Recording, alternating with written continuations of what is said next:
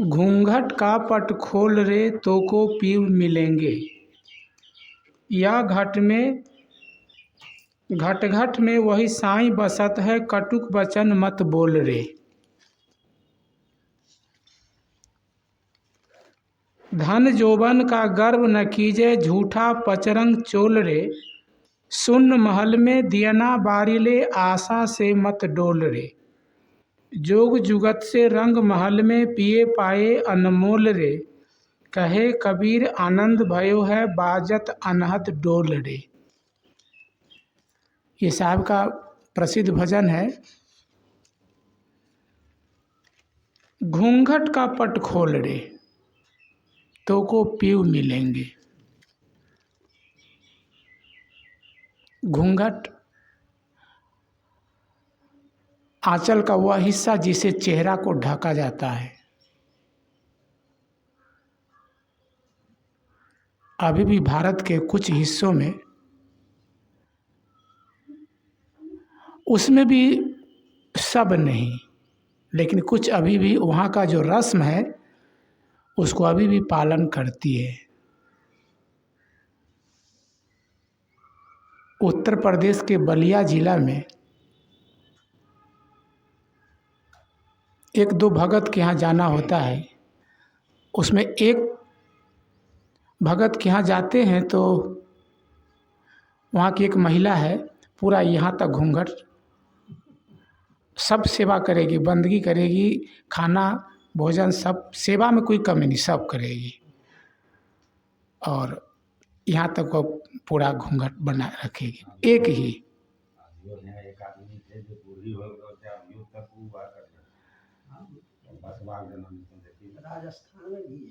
तो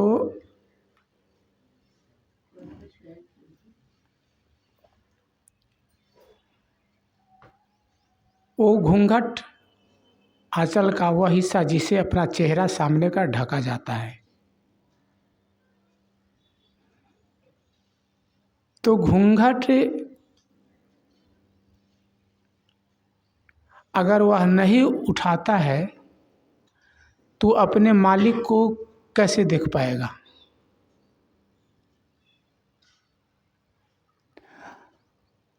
घूंघट के भीतर है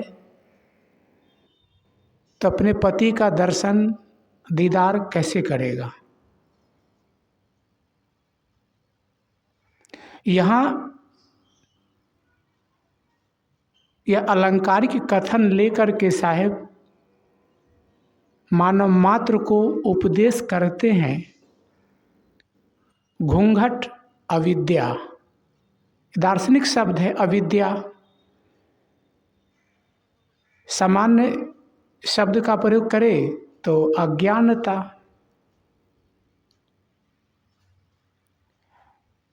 अज्ञानता का पर्दा,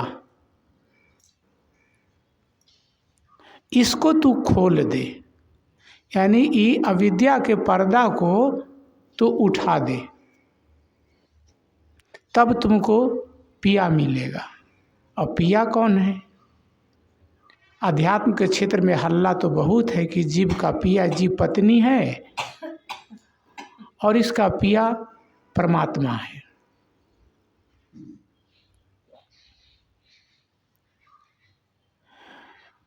मनुष्य तो सामने दिखाई दे रहा है, और जिस पिया का हल्ला, उस पिया को आज तक किसने देखा?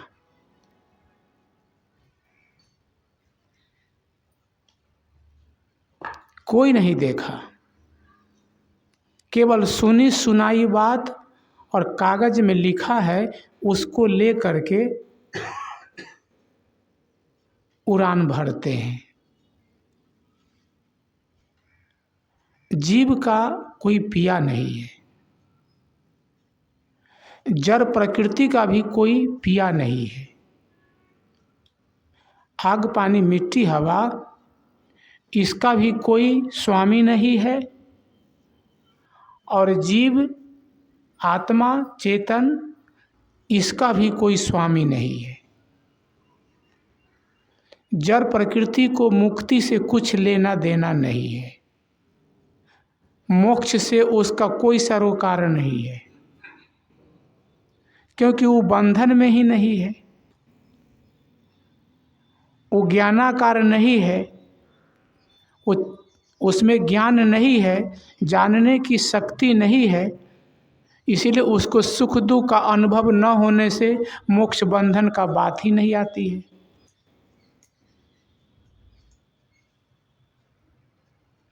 चेतन है,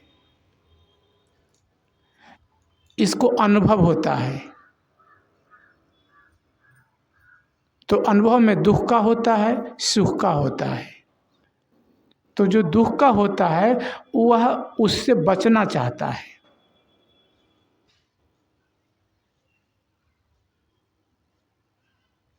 उसी से बचने के लिए यहाँ साहेब बताते हैं, तुम्हारा पिया कोई नहीं है, तुम खुद सब स्वामियों का स्वामी हो। कोई कृष्णोपासक है तो कृष्ण को अपना इष्ट मानता है, कृष्ण को अपना पति मानता है। रामोपासक है तो राम को परमात्मा पारब्रह्म मानता है, उसको पति मानता है। कट्टर शिवोपासक है, ये दोनों को नहीं मानेगा, शिव को मानेगा। विष्णुपासक है, विष्णु को मानेगा जो शंख चक्र पद्म गदाधारी हो।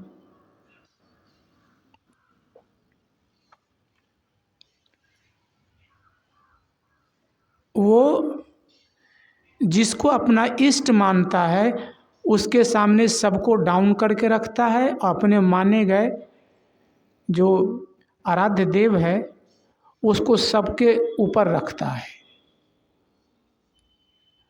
लेकिन मानता कौन है और सबके ऊपर रखने वाला कौन है? जो रखने वाला है वही सबसे ऊपर है। क्योंकि वो न हो, जिसे हम जीव कहते हैं, आत्मा कहते हैं, वही न हो तो कौन रखे सबसे ऊपर? और धर्म के नाम पर हल्ला कौन करे? चांद सूरज नदी झरना पर्वत पहाड़ टेबल कुर्सी फर्नीचर गाड़ी घोड़ा, इसको कभी हल्ला करते देखें कि हम इस मजहब को मानते हैं, हमारा मजहब सही है, तुम्हारा गलत है, मैं आस्तिक हूँ तुम नास्तिक हो, मैं दीनदार हूँ तू बेदीन हो? वो सब हल्ला नहीं मचाता है। मनुष्य चेतन प्राणी है और प्राणियों में सर्वश्रेष्ठ है, यही हल्ला मचाता है। साहब का भजन है, नर तू नाहक धुंध मचाए, व्यर्थ में तू धमा चौकरी मचा रहा है। तो अविद्या अज्ञानता, मैं कौन हूँ, इसको न जानने के कारण यह एक अपने ऊपर पति खड़ा कर लिया है, यह अपने को पत्नी मान लिया है। असलियत क्या है? असलियत में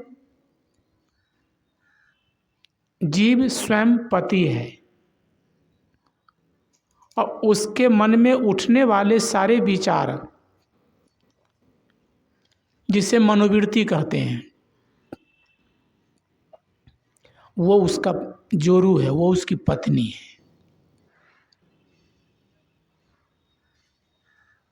सारे अविद्या का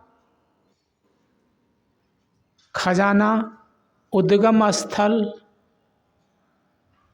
मनुष्य का मन है, तो सारे ज्ञान का खजाना भी मनुष्य का मन है। जैसे मोबाइल में मेमोरी होता है, उसमें आप जो चीज़ भरिए,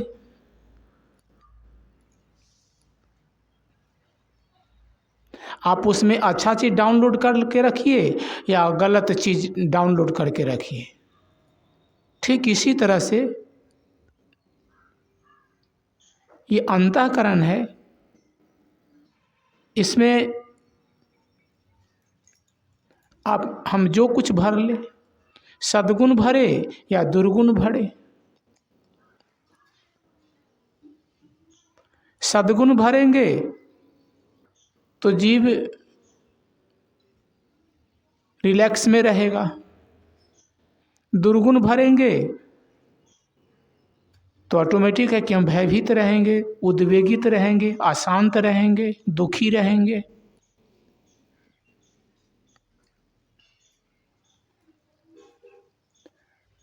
पूर्ण रूप से दुख की निवृत्ति के लिए साहब कहते हैं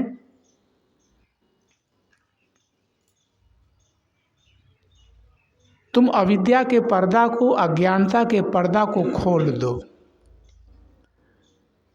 तब तुमको पीव मिलेंगे। यहाँ मनोवृत्ति, मनुष्य की मनोवृत्ति को साहब कहते हैं कि ये मनोवृत्ति तो अविद्या का चादर जो ओढ़े हुए है उसको तू फाड़ कर फेंक दे, तब तुम्हें आत्मा जीव रूपी पति का दर्शन होगा। सुख का खजाना या ऐसा जगह जहाँ रत्ती भर दुख नहीं है, वो कहाँ है? जीव में है, आत्मा में है। उसका दीदार कब होगा? जब मन निर्मल हो। मन तो हमारा मल युक्त है, गंदगी से भरा है।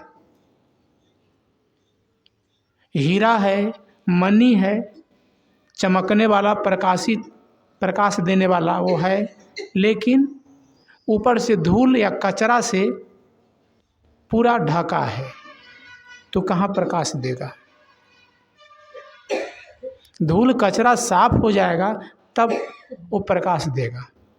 वैसे ही जीव सुख स्वरूप है, लेकिन तमाम प्रकार के अज्ञानता तो अज्ञानता है, उसके अनेक प्रकार है, लेकिन मूल में अपने को न जानना, और जानने में बहुत, कोई कुछ जानता है, कोई कुछ जानता है, कोई कुछ मानता है, कोई कुछ मानता है,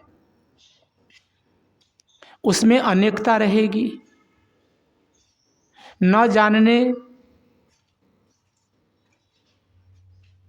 की दशा है, उसमें पूर्ण रूप से न जानना यानी अनजान की दशा में चले जाना, उसमें एकता है। जानने में लौकिक विद्या की बात आती है कि उसमें जानने में फर्क है, कोई कम जानता है, कोई ज़्यादा जानता है, कोई किसी क्षेत्र में जानता है, कोई किसी क्षेत्र में जानता है। लेकिन जो जानने वाला को जान लिया और फिर जानने वाला को जान करके अनजान की दशा में चला गया, तो उस दशा में सबकी दशा एक हो जाती है, यानी दुख सुख से वह पार हो जाता है।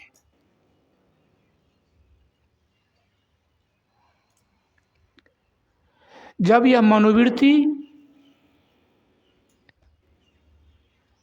अच्छे विचार में रहते हुए सद्गुण को धारण करते हुए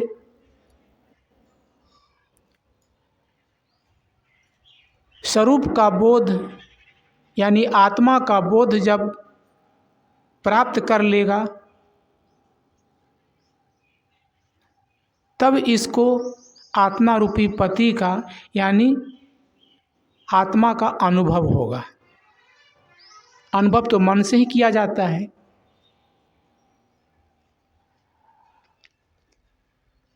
मन एक साधन है, तो मनोवृत्ति रूपी पत्नी जब यह अज्ञानता के पर्दा को खोल दे, उसको फाड़ कर फेंक दे, तब जीव रूपी पति से उसका मिलन होगा।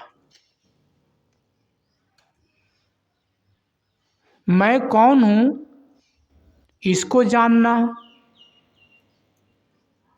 और जिसमें मैं फंसा हूँ मेरा में, उसके कच्चा चिट्ठा को जान लेना। शरीर मेरा है, शरीर मैं नहीं हूँ। धन, परिवार, मकान, पद, ये सब मेरा है, ये सब मैं नहीं हूँ। मैं और मेरा दो होता है। मैं शुद्ध चेतन आत्मा हूँ और बाकी सब अनात्म है, बाकी सब छूटने वाला है। लेकिन उसी को हम अपना समझ लिए और अपना स्वरूप समझ लिए। यही अज्ञानता को साहब कहते हैं दूर कर लो, तब तुम्हें आत्म साक्षात्कार होगा।